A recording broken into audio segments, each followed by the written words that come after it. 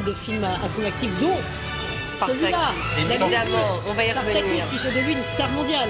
Et oui, une légende disparue cette nuit à 103 ans, monstre sacré d'Hollywood. Dernière légende du cinéma hollywoodien, acteur iconique, annonce de sa disparition par son fils Michael Douglas. Et je vais commencer par citer Steven Spielberg, qui lui rend hommage ce matin. Kirk a gardé son charisme de star de cinéma jusqu'à la fin de sa merveilleuse vie. Et en parlant de charisme, justement, Pascal, on pense évidemment à sa petite fossette sur son menton, son sourire. Un acteur voilà, qui a joué dans une centaine de films, dont, en 1960, Spartacus. On regarde un extrait.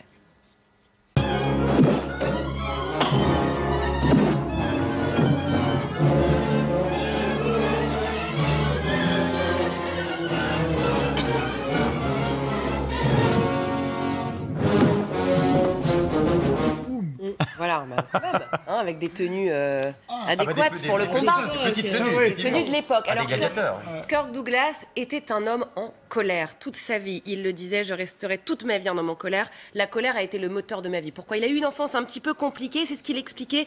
Je me dis que c'est un avantage d'être dans la misère. Vous ne pouvez pas aller plus bas, vous pouvez que vous élever. Et ce qu'il a élevé dans sa vie, c'est bien évidemment le cinéma. Sa grande passion, il commençait déjà à jouer quand il était petit devant ses parents. Il parle justement de sa vision du cinéma, on l'écoute. Je crois que le film, c'est comme la mer. Toujours on a besoin d'une vague.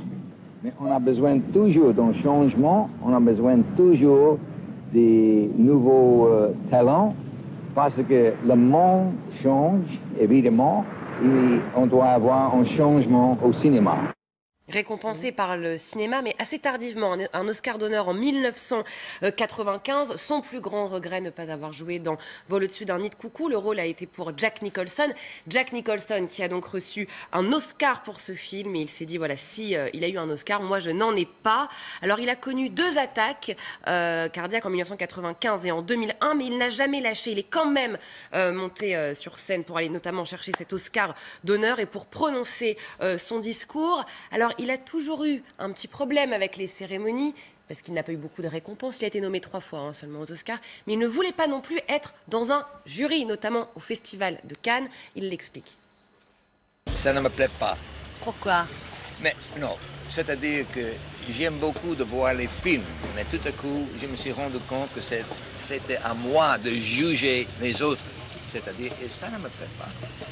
J'aime de voir les films, de voir qu'est-ce qui se passe dans tous les pays, mais comme ça, de juger les autres, je peux donner ça, doit recevoir le premier prix. Je ne sais pas que ça, c'est difficile.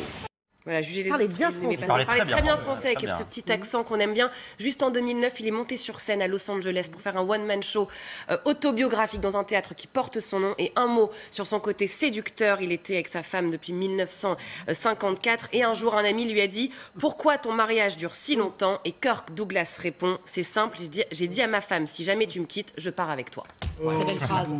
Voilà, et on restera sur cette belle phrase. Il est 7h50.